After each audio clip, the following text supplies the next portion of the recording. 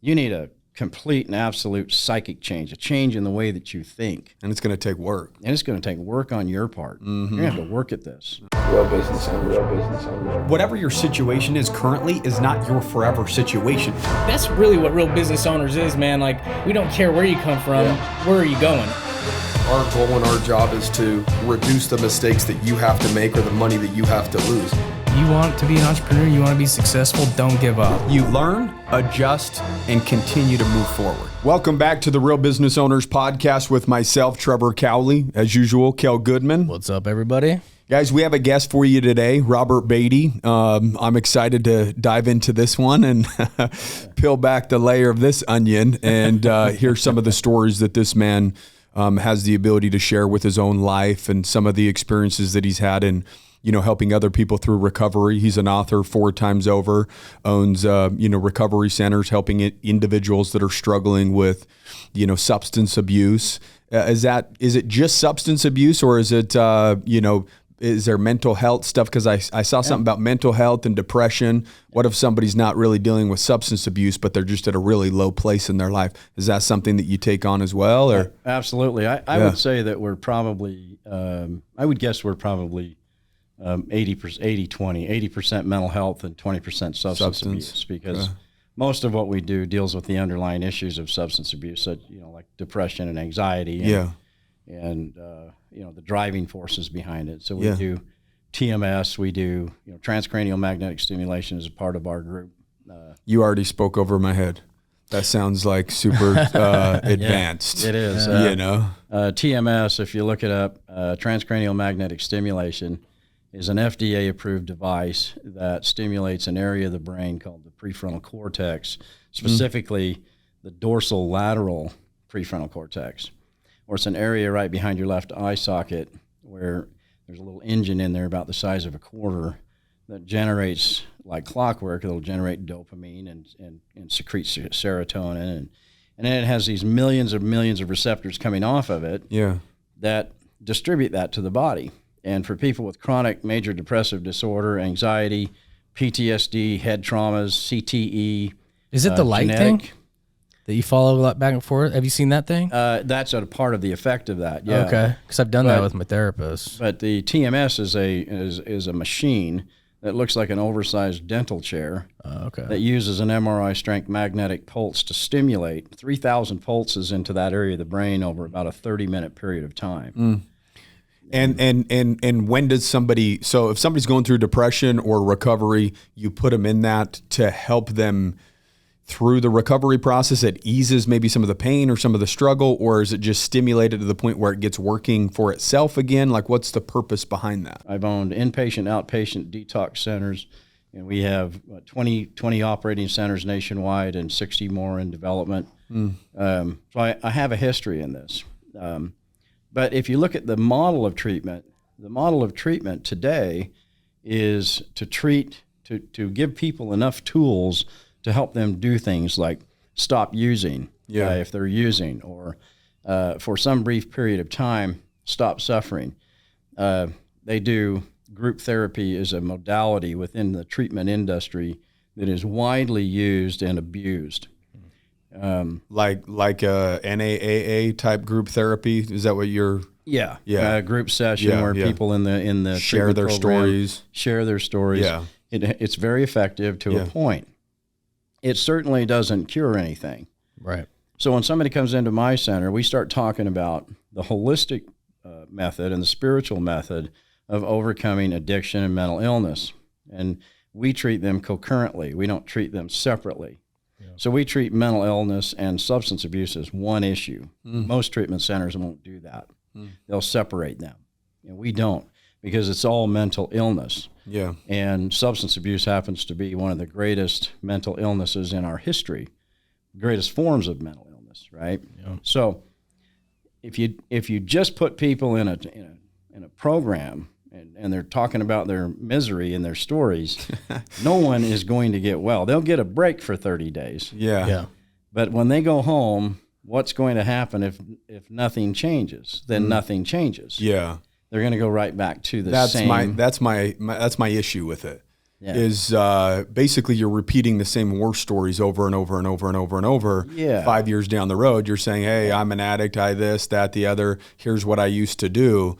Like, who cares what you used to do? What are you doing now? And how are you progressing? Where are you headed? Yeah. Right. What are you gonna do now? Yeah. You do have to get to a moving on point from it, right? Yeah. Because when I was going through my divorce and I went into some group therapy and we all sat in a circle and we all did these cool exercises. We did these like inner sentence, like the inner sentence or the core beliefs you develop from when you're like 8 years old on in life or in that first 8 years of life. And then you take it on and your self-worth. A lot of that stuff is developed when you're a child, right? And so, hearing everybody's stories and kind of work and breakthroughs from it, including my own, it was like, okay, cool. Like I have a lot of data to reflect on from just my stuff and other people's stuff, but you do kind of have to move on at some point. You can't just stay in that forever, right? Otherwise you're almost like digging a hole and sitting in satisfying that shit, right? Like let's just sit in the same hole over and over and over and over. Yeah. Eventually. It'd be like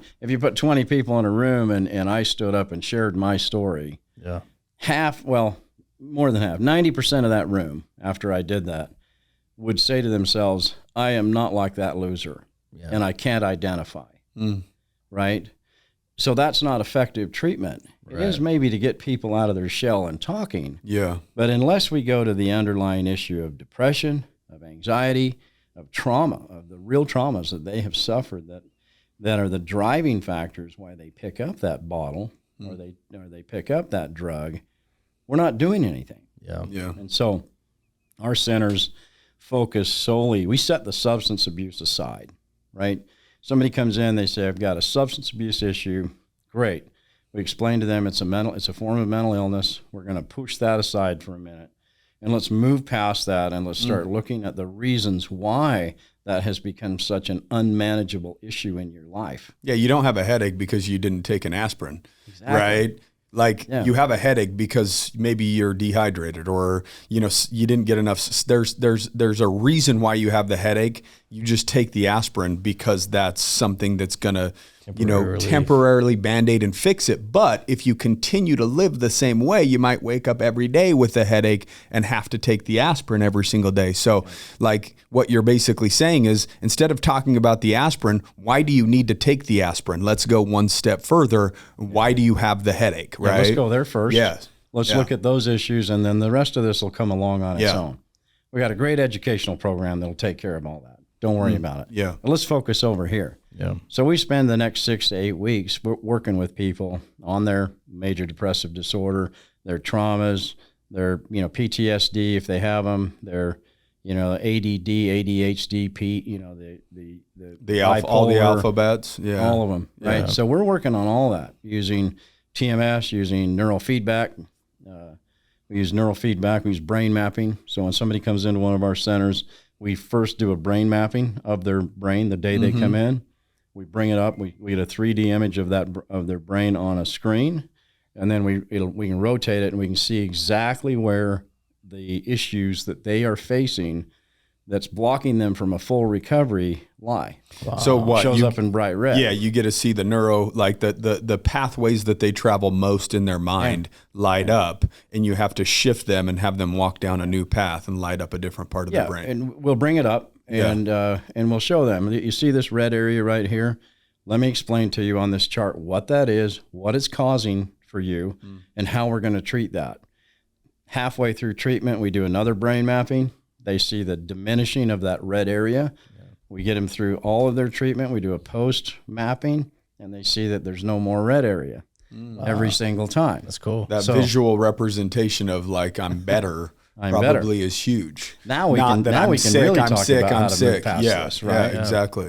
Yeah, that's cool. Really cool. I love that. And is this something that you learned from somebody else in the industry? Is this something that you personally went through and it helped you and that's why you've implemented it? How did you get to the point of this is the way that we do it? It was a labor of love. I started in the industry after I recovered from my issues. I started in the industry, went back to Purdue University, pursued my master's in psychology and addiction, decided to be a therapist. I was going to be a therapist or a minister. One of the two was going to happen. Yeah. Now you're both. You're both. You're a hybrid. You know? And I decided I was going to start my first treatment center, which we did up in Park City, Utah. And we did the same thing everybody else did, same modalities. Group therapy was the medium. So you just copied and pasted because you didn't know better, right? It's just like, over the years, and then we developed one here in Rockland called the Retreat at Zion. But over the years, there's a pattern to this that emerges, and it is that the same people that have been in my program are still in my program. And we're billing the same insurance company for the same person over and over You're like, this and isn't over helping. again. This is not getting anybody well.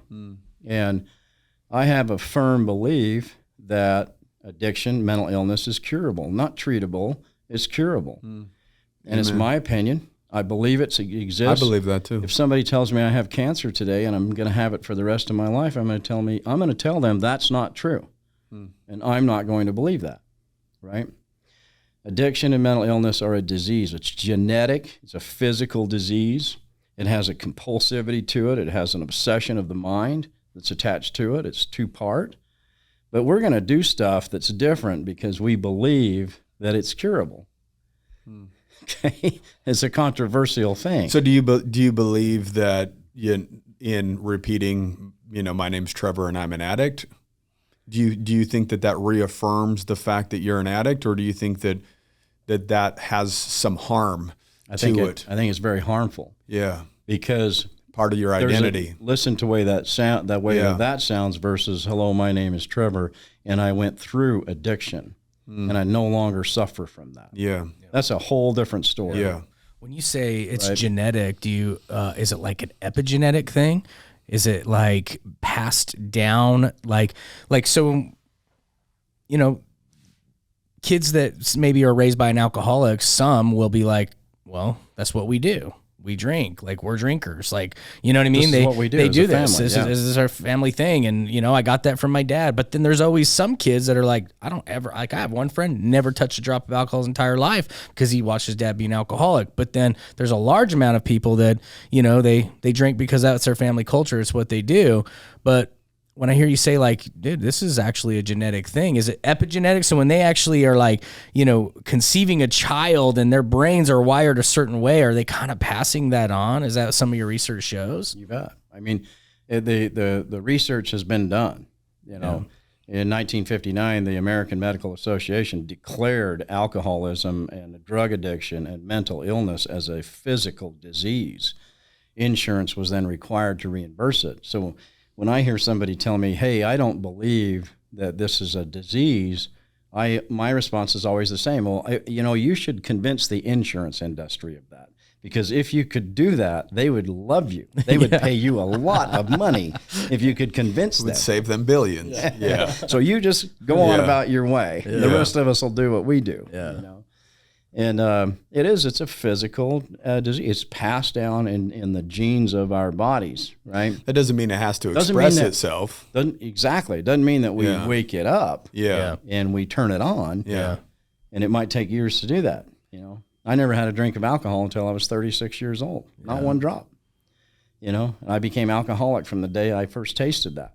Mm-hmm. So, it passes down in generations. If I would have known, if my mother would have said, don't drink that because my parents are Sioux Indians and they have alcoholism and their parents do, and your father's Irish and they're all drunk and alcoholic and in their family. Yeah. And we just don't drink because we're Mormon people, we're little old Mormon people. Yeah. Don't drink that.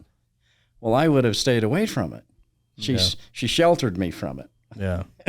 and didn't talk to me about it and didn't teach me about it. Yeah. God bless her for doing that. But she's no longer with us. But if she was here in this room, she'd be telling you, I should have done that. Yeah. I should have never hidden that from him. I should have talked to him about this issue. Yeah. So somebody says, okay, I need to make a change. They hit you up, they come into your program, and it's an outpatient program. It is. Okay. So for me, I'm big on environments, right? The environment, like if you're in an environment with alcohol, your probability of drinking alcohol is probably going to increase greatly, right? Maybe not the first time or the 10th time or the 20th time, but eventually you'll have a moment where you're like, screw it. This is what everybody's doing. It looks like some people had fun, whatever. I'm in a bad mood. I'm going to have a drink, right? I had to, so I was a heroin addict and I had a needle in my arm every single day for 3 years, right? Whether it was meth, heroin, cocaine, it didn't matter. Heroin was preferred, right? I tried several times over, and I would get to day 2 or day 3, and then the physical pain, the real pain would kick in. And no matter how strong I was going into it, the pain, took me out because I was one phone call away from relief, right? And so for me to actually kick it, I had to remove myself from the environments that I was in, and I went into the mountains in a camp trailer. There was no, so it's like if I tried to run and, there's no cell service, none of that. Cell phones weren't even really big back then, right? And so if I wouldn't have done that, because I tried over and over and over, and because I was a phone call away or in the same house, in the same environment, in the same room, my association with this room is me using drugs in this room. My association, with this cell phone is me calling these people or whatever it is, right? Unless I removed myself from that situation, I wasn't going to beat it. And I went up there for 10 days. And as I was going through the pain, I promised myself I will never do anything that puts myself through this type of misery ever again. And I've never looked back. I didn't go through AA or NA or any recovery program, didn't do any of that, right? And that's why I asked, before we came on, do you believe that somebody has to go through a recovery program in order to recover? But my question for you is, having it be outpatient, how do you, shelter them from them going right back into the same environment, the same home, with one phone call away from being able to, access what they need to access so they're not in pain at that point anymore? I think it's a great question, and I do stick to that. And I think that the answer is that the true path to recovery from mental illness and from substance abuse is, in my opinion, and it's only my opinion, is a spiritual path, not a religious path, a spiritual path. However you accomplish that. You did it by going into the mountains for 10 days. Yeah. Some people do it by going to jail for 10 days. Some people find recovery in jail. You know what I mean? Yeah. It seems like Jesus is in jail more than anywhere else. Everybody's, Myself, I spent a lot of time in jail, in jails, and you can find Christ and you can find God real quick in a jail. Yeah. And so some people find it there. But everybody that fully recovers from any addiction or mental illness has found some sense of spirituality to get there, right? And you generally are not going to find that that element within an inpatient program. You'll get some tools and you'll get some relief and you'll get some direction, which makes it really beneficial. But past that, we've got to go a step further. Now that you've had a break from this, now we got to take it a step further, right?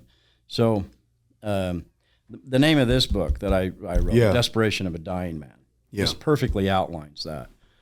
Anybody who's ever recovered from addiction or mental illness gets to a place where they have found these acceptable new lows that they're going through that are very elusive, that are taking them down to a place that becomes very unacceptable. Yeah. The desperation of the dying man.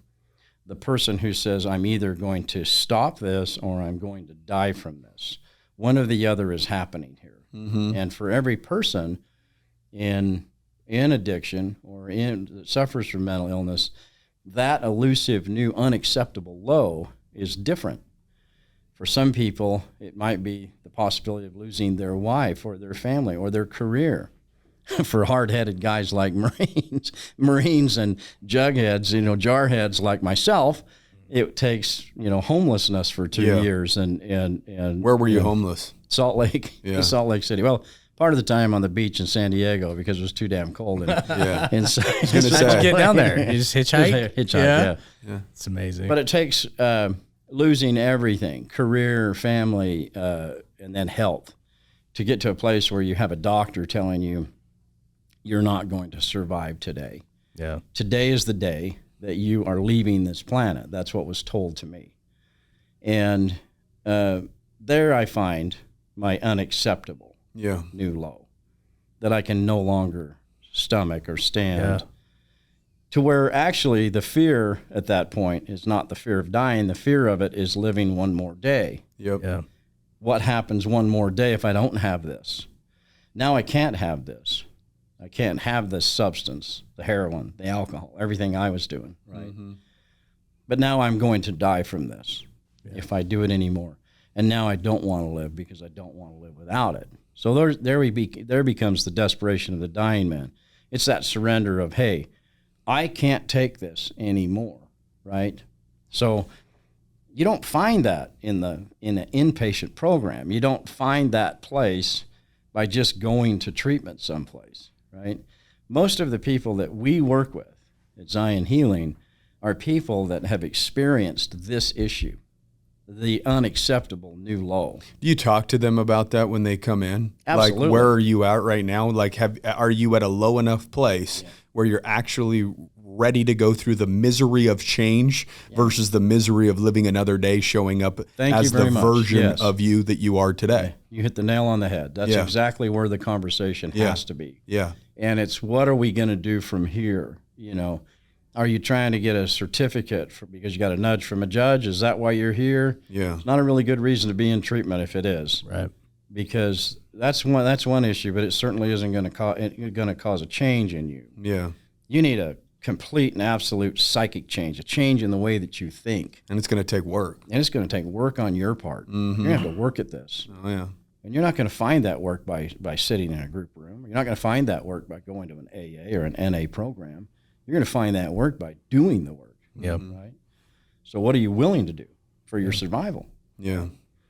Those are the people we work with. So for you, like the day that helped you realize that you needed to make a change, because it sounded like you said you lost your family, you lost a lot of your home, you were successful in television, you had a great life prior, right? Yeah, I'm interested in the story. I mean, you didn't even touch alcohol till 36. Yeah. So, I'd love to hear. A hell of a spiral, it sounds like, you had an awesome ascend to some really cool places, but when you fell hard and you went into a deep, deep, dark place.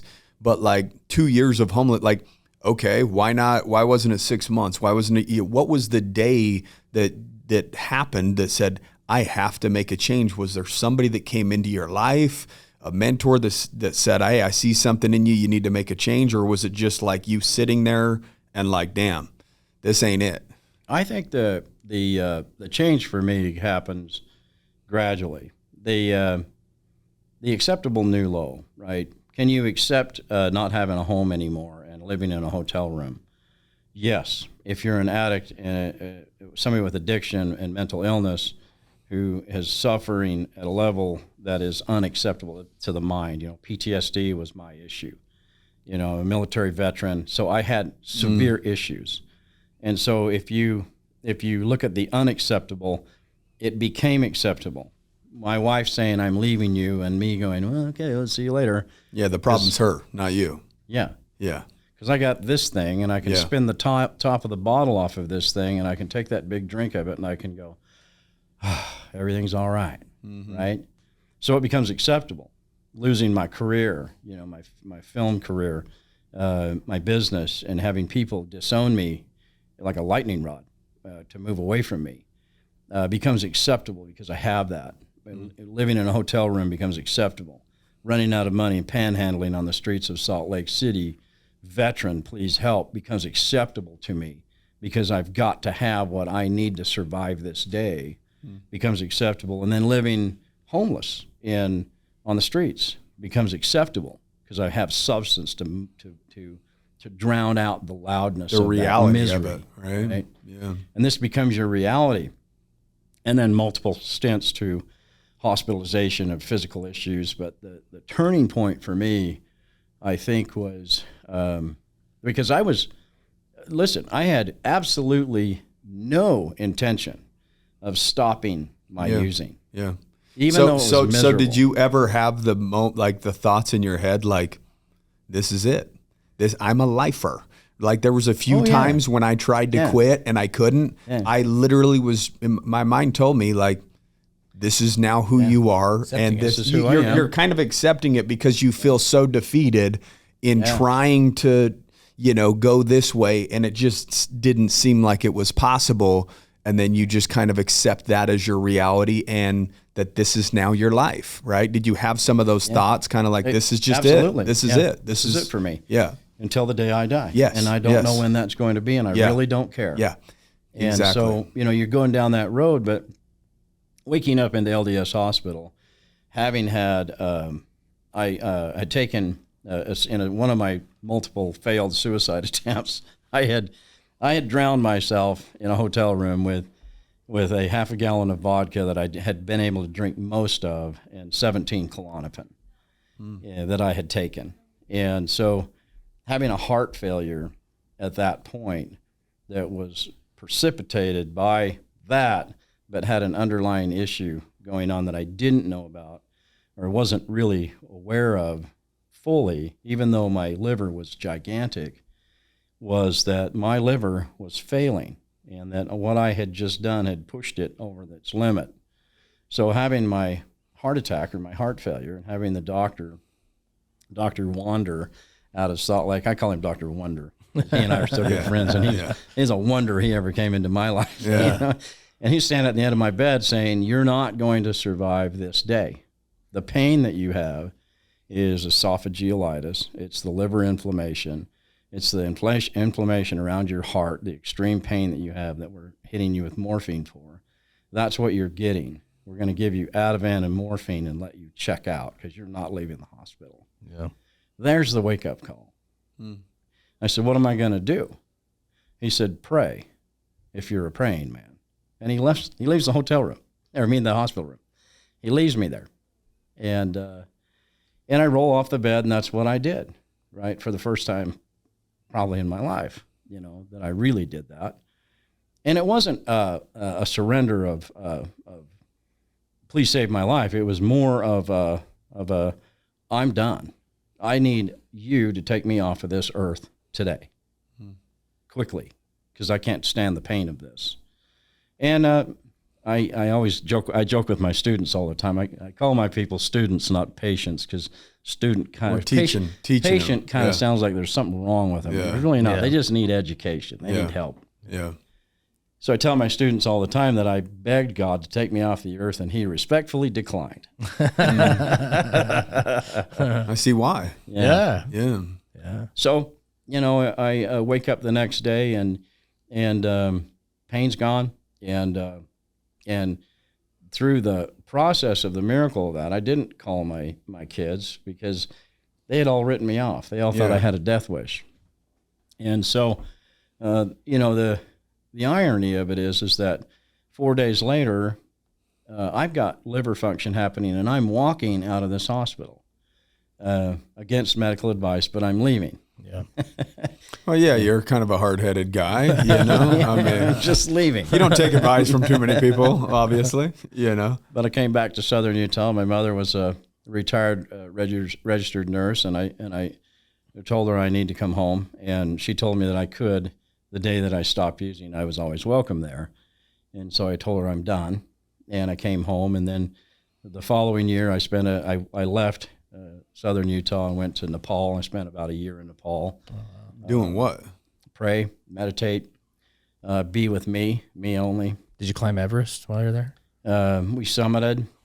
We climbed some big peaks over there. I got into the climbing community. That's cool. I got really. Isn't that where monks and stuff are? Yeah, I got really spiritually connected, and I got really healthy because there was a lot of body movement and a lot of spirituality there, huh? Yeah. And it gave me some direction. I was able to spend that time, conversing with my cell phone with my children, and thinking about writing and thinking about my career, what I was going to do, because one of the things that you get to, as you know, is that people, places, and things is something that now has become unacceptable, right? Mm-hmm. So this has become this unacceptable new low is what started this. Yeah. But now they have become unacceptable. So I can't go back there. I can't do any of that. Can't go back to the film business. I can't go there. I can't do any of that. And overcoming the fear of that, I think, is what we teach our people the most, is setting the fear, or I don't call it fear, I call it a prejudice. If I have a prejudice that this is not going to work for me, I'm failing in my movement. But if I can set that prejudice aside for a minute and open up my heart and my mind and say, I'm willing to try this, right? All kinds of miracles can happen. Yeah. So I was asked to do that by a really great mentor that was helping me. And he said, just open up your mind and just be willing to walk through it. Watch what happens. Yeah. And the direction that I received in my mind was that I needed to go back to school, that I needed to come up with a way to help others, to share this message with other people that need to hear that. And I started my first treatment program. That's so crazy. Yeah, How old were you when you went to Nepal? 46. 46. How'd you afford to do that? Like coming off being dead broke and... I had $275 in my pocket and a one-way ticket that my father bought for me. Because I mean, yeah. So cool. Yeah, that's what people are going to say. Well, this guy must have had this or that or whatever, right? Like radical change kind of requires you to walk on faith a little bit, you know, and just go out there and do it rather than, have it all figured out prior to making those moves. Well, I can tell you, if you ever decide to do that, you can stay in a tea house in the Jory Trail is 125 miles from Kathmandu to Lukla, which is where the mountain airport's at 9,500 feet. And in that village of Lukla, there's a guy named Kami that runs a little teeny tea house, and he will give you a job, and that job pays $5 per day. Nice. and does that get you through the day though? There?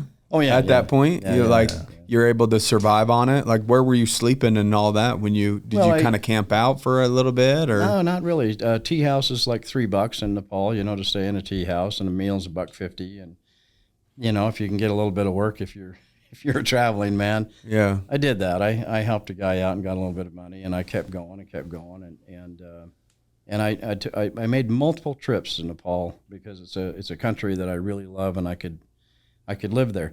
And every time I've gone there, I've gone with very little money and came home with most of the same money that was in my pocket when I left. Yeah. Yeah. It's really crazy. Yeah, that is cool. Yeah, well, it's like, if you really want change bad enough, or you want something bad enough, like, you will find a way, and it does take the willingness you're talking about. I mean, asking somebody to buy you a one-way ticket takes a lot of humility and willingness, and then just going out there with hardly anything to just get started takes a lot. And it's like, we've seen that even in the business world. I remember we had Bridger on our podcast, and he was like, dude, I remember my dad telling me, if I want this bad enough, I will find the money to start his first fund, right? Mm-hmm. So totally different circumstance, but it's like, when you're really convicted and you want something bad enough, whether it's asking people for help, or an investor to invest, or, just, finding a tea house out there in the middle of nowhere and willing to just, get $5 a day to survive, to find what you're needing, it's possible, right? Well, the treatment reform, I think, is going back to the subject of treatment. I think treatment reform in our country is needed, and we're building a 40-bed facility here in St. George, mostly to service veterans, but it will be open to the public. Yeah. What's your thought on the ketamines and some of the things that are starting the mushrooms, psilocybin, all of that for some of the PTSD, depression, mental health stuff? Have you messed around with any of that, or? We've seen it in our own programs. Our doctors, I have one of my directors. I have some great directors in my company. One of them is a medical professional who's a PhD. He's a psychiatrist.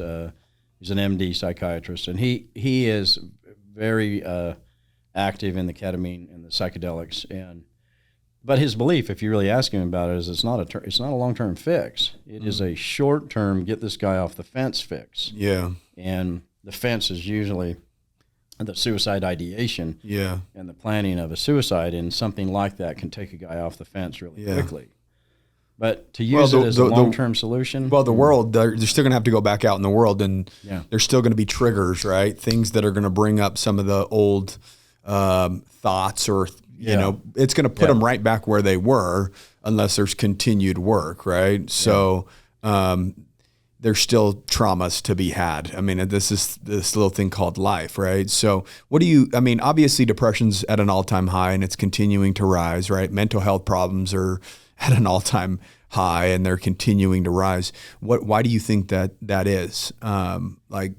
Is it comparison? Is it social media? Is it like, what do you believe is causing this? Oh, I think it's all our media. Like we have a tremendous amount of downward pressure on us from our media. Yeah.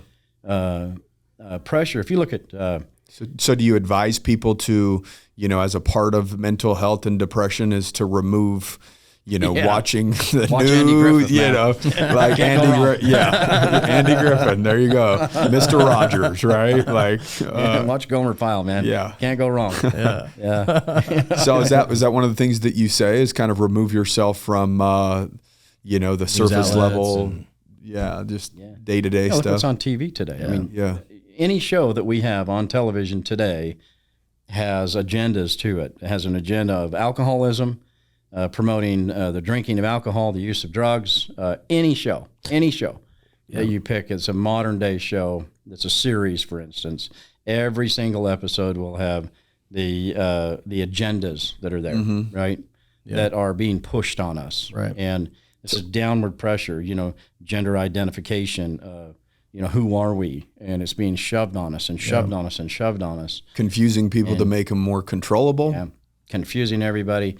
So our youth have a tremendous amount of pressure. Yes. When our youth see that these guys, these really cool guys on television that they really admire, are pouring a glass of scotch at 10 o'clock in the morning in every single episode and almost every scene, they start to understand at a very young age that this is acceptable. This is okay. Yeah. So our youth are being brainwashed in masses by media. Even these other places that people, or other things that people turn to feel gratified or numb out. Like I've heard over and over and over again in the business world with these business masterminds we go into, men are really suffering from, pornography, or they have sex addictions, or gaming, right? Yeah. There's numbing out gaming, right? And so like I know that that's turned into a problem for a lot of people as well. And so I don't know if that's areas that you treat or if it's just substance abuse as well. But like I know there's a lot of pressure in those areas as well. Like they don't feel like a man unless they're sleeping with lots of women, or they're not sleeping with lots of women, so they're watching pornography all day or a good amount of day, And we treat it all. We treat everything from anything that's mental illness. We treat. We're careful about the sexual addictions are some of the worst. For somebody to be addicted to pornography is a horrible addiction, because and I feel for him because it's everywhere. Yeah. It's everywhere. Or an eating disorder. Somebody that's addicted to food and an eating disorder. Yeah. I feel for these people so deeply because they have it harder. They have a harder road because it's everywhere. Yeah, drugs, you got to go down the back alleyway or whatever. But food, you're driving by every second, every corner street. And then the whole sex thing, I mean, it's just every time you turn, I mean, that's what it is. Sex sells, right? So it's skimpy women, dresses, this, that, social media. That's what women do in order to get, more likes and more awareness and more attention. It's like they post something regular, they're not going to get near the love that they will when they're in the bikini, right? Exactly. Yeah. And so you're going to run across that shit. So it's almost like literally recovering from drugs, but having to pass drugs every single day. Exactly. Yeah. I had a guy who's a very prominent entertainer came into my life years ago, and he and I have just become the best of friends. And you'd be surprised if I told you who he is. Had an addiction to pornography that had turned him from his own description of it into somebody who was very internally angry. lot of That's what it had shame. done, because of the shame of it. And it had so deeply affected his life, his marriage, and his wife had left him over it, and he was just so affected. But the principles, you see, when he came to me, he said, "There's no way I can overcome this by going to a treatment program like yours." And I said, "Why? The principles are the same. It's still an issue. It's still a thinking issue that we've got to uncover. It's a dominating thought. There's a reason why you're turning to pornography to kick in those endorphins that you're feeling. Yep. It doesn't have anything to do with it's looking at pornography as fun. Yeah. You're probably finding it pretty shameful and miserable. It is the addiction, the drug of choice that you have chosen, right? That gets you your fix where you want to be. So we have to treat it the same way. Yeah. And at the end of the day, just like alcoholism or drug addiction, we had a treatment plan that allowed him a pathway to living without it. Same as an alcoholic would live without going to the liquor store. He took his cell phone, threw it away, and got one of those old Flip phones. phones. It doesn't allow him a screen, and he lives his life without a computer. Doesn't mean he's going to do that forever. Yeah. But it's what he has to do now to make He's sure controlling that, his environment. he's okay. Yeah. Controlling that environment. He has a decision to make. Is he going to pick up today, or is he going to stay sober today? And he's staying sober every day. How right? important do you think? Like I said, you're a fit guy. How important do you think physical fitness is to your mental health? It's 100%. Physical recovery is paramount to mental recovery. So you get to the brain through the body. yeah, physical, emotional, spiritual, mental. Those four elements have all got to be in a line, or you're going to relapse. Most likely, over some period of time, you're going to relapse. Have you found, how they say, idle time is the devil's playground, right? Like because people that use, that's the thought that they have all day. The first thing that they think about when they wake up, using, right? Last thought they have at the end. Every thought is dominated by whatever it is, whether it's pornography, whether it's, heroin, whether it's alcohol, whatever it is. They want to do this thing prior to doing whatever else that they're going to do, right? Do you find that they have to fill in those gaps with something positive? Yeah, I think that it has to be there. Yes, I do, Trevor. But I think that to get to that point, somebody has to have an experience, right? If you look at the simplicity of a 12-step program, for instance. 12 steps, you see it in AA, you see it in treatment programs. Most treatment programs go by a 12-step program for a reason. The first step in that, a mentor once told me, if you could take the word step out of it and replace it with experience, right? The first experience has to be one that has three pieces to it. It has to have acceptance, admittance, and surrender attached to it.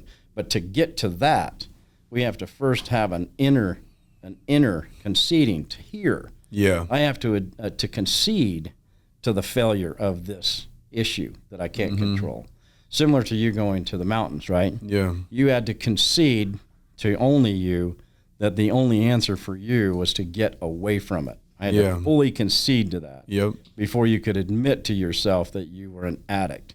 Up until you conceded that you were doomed, that you were powerless to change this on your own without some help, you couldn't accept it. You couldn't admit it.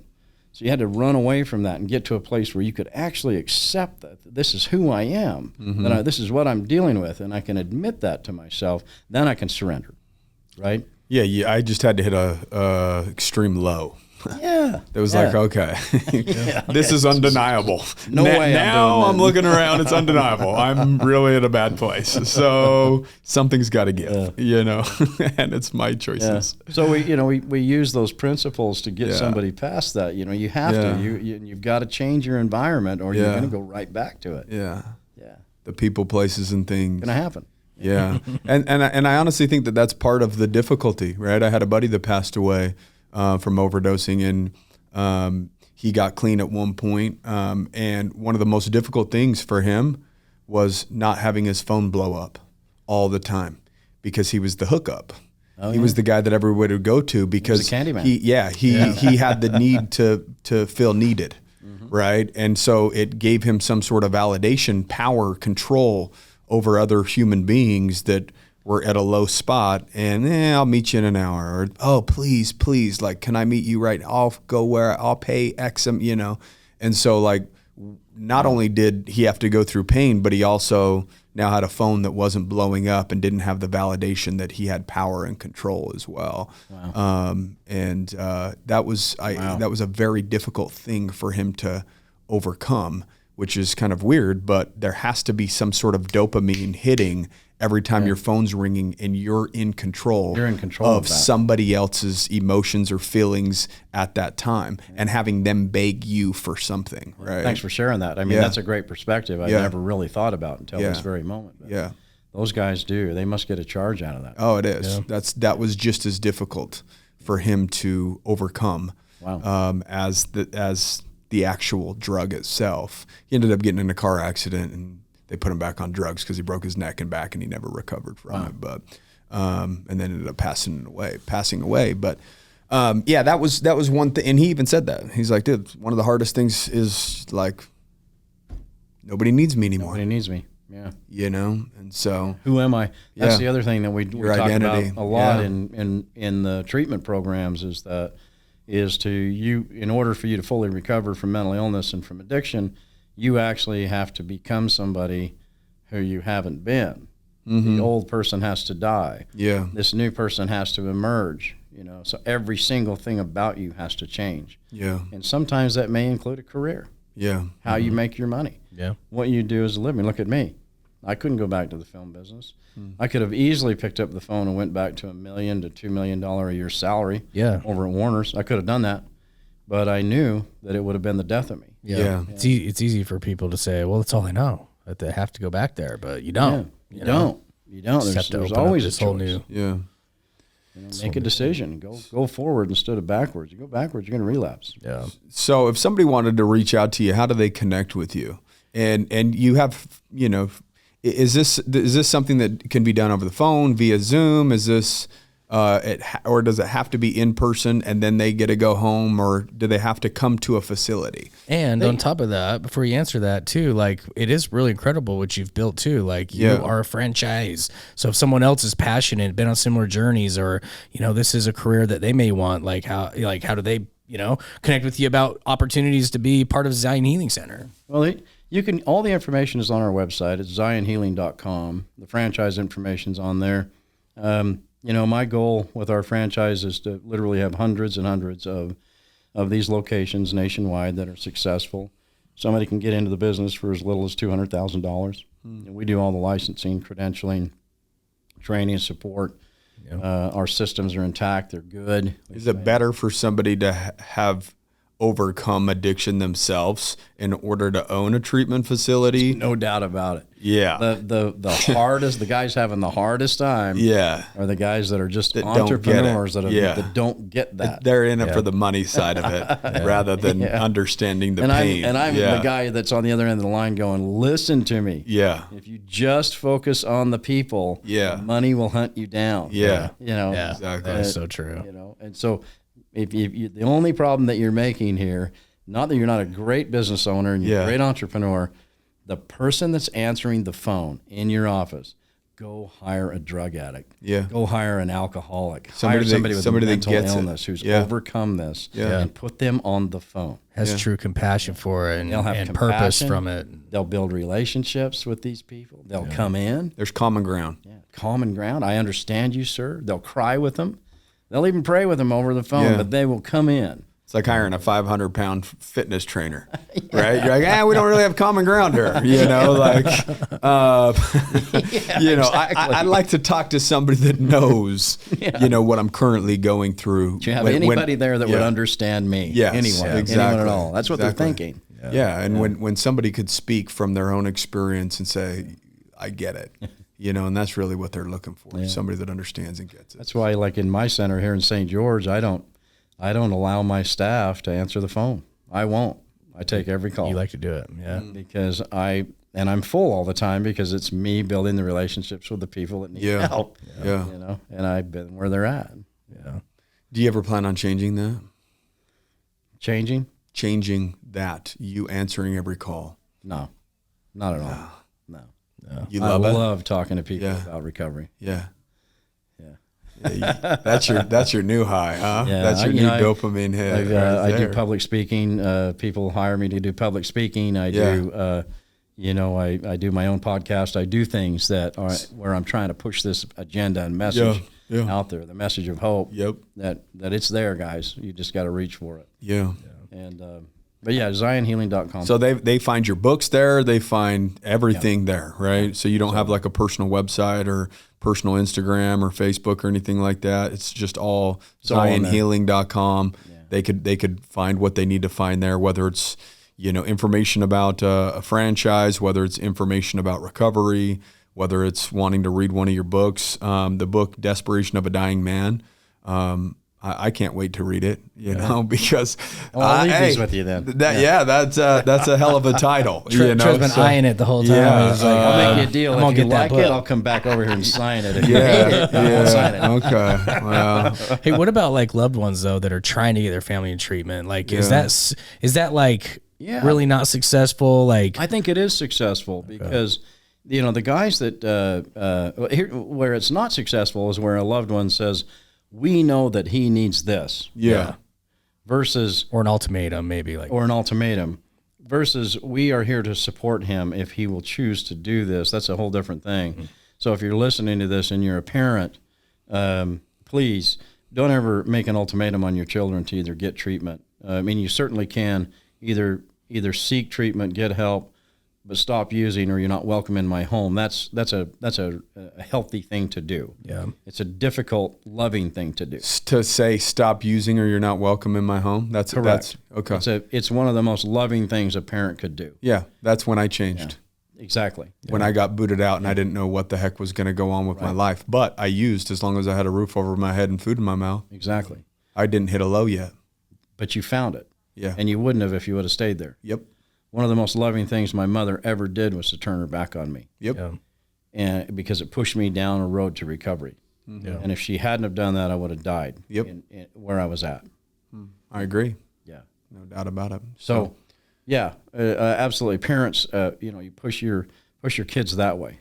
Yeah. I'm here to support you. Yeah. I want to introduce you to a guy that we're talking to, or a treatment program that we're talking to, and we really like what they do, and we think that we don't want to push it on you. We would like to you to explore it. I've never really met somebody that says I enjoy doing this every single day. Every single day I woke up, I hated it. Yeah. And my parents said, "Hey, we want you to change this, that, the other." I'm like, I want to change too. Yeah. I want to change too. Yeah. Like Never met a happy addict. Yeah, like, ooh, sweet. Another day to use. Can't wait. I'm going to get up early and watch the sunrise as I put a needle in my arm. What a beautiful day. It doesn't happen like that. And so, Isn't that like, true? Every addict wants to change, but nobody else can force that change upon. They have to hit that extreme low. Yeah. And hopefully it happens sooner than later. And you could be a conduit to help them hit that extreme low You can help by turning your back on them. You can help them right to the bottom. Yep. And Make it happen. I call it just get the hell out of their way. Yeah. Because they're going there. Yeah. You're the only thing. I had a guy, my own son was, real quick as we end this, my own son, recovered alcoholic. Trent and I are best friends. He's not really my son. He's my best friend. Yeah. And he came to my treatment program twice, came to my inpatient program 2 times. And second time around, it was stuck for him because he couldn't understand why it was that I wasn't doing things for him. My father owns this place, and I said, well, this time around, I'm not going to do any of that. You're going to figure this out. And when you leave here, when you relapse, which you will, because you're not doing the work, you're going to be on your own. Yeah. And you're going to figure it out. You will know what to do because you came here, but you're going to figure this out, and I'm not going to lift a finger to help you. Yeah. And so he left, and he relapsed. And he called me up and said, can I come back? And I said, absolutely not. It was one of the hardest decisions I had ever made. You're going to go figure this out. or you're going to die Yep. from what you've got. And he went to Salt Lake Behavioral, and he got cleaned up. And he had all the tools. He had learned them while he was with us. He had been through a program, and he started to apply the tools, the principles that he had learned, and he did the work and found his recovery, right? He'll tell you the same story I tell about my mother. Dad saved my life. He turned his back on me, and it saved my life, right? So I had a really good mentor, tell me one day about Trent, and he said, when are you going to stop participating in your son's death? Because that's what you are doing. Wow. So when you decide to stop participating in his death, you should let him know that. Yeah. And it was hard. Yeah. But I thought about that for a while, and I went, wow, that's exactly what I'm doing. Yeah. Like, I am the reason that he's still using. I'm the guy that's his soft landing. And I'm the reason he comes and gets a little break, and he goes back to it. I got a bed for him at my house. He can come there anytime. And I'm the guy that's standing right in the way of his recovery. Wow. And I got to get out of the way. It's a hard realization for parents, That's super cool. No, I appreciate you coming on, man. It's a good discussion. I know a lot of entrepreneurs just in general deal with some form of addiction, right? Yeah. Whether it's Adderall addiction, whether it's alcohol addiction, whether it's, painkillers or, whatever it is. Zen, chasing money. Whether you're chasing money, women, it doesn't matter what it is. If you're chasing something and every thought is being dominated by one thing that isn't healthy or positive, then, that's a problem. And so I think that you shined a lot of light on the subject, and I think it'll have some impact on people, and that's the whole purpose of the podcast. And Thanks for having me. Yeah, absolutely. Guys, if you enjoyed today's episode, make sure you share it with somebody that you love, maybe somebody that's, in a desperate situation, and that they're currently in the middle of their battle with some form of addiction, because I think that this episode will bring value to those type of people, maybe trigger a certain type of thought that'll make them think a certain way, that'll make them want to make that change. And so we hope you guys are kicking ass. We hope you guys are well. We'll see you next week. Thanks.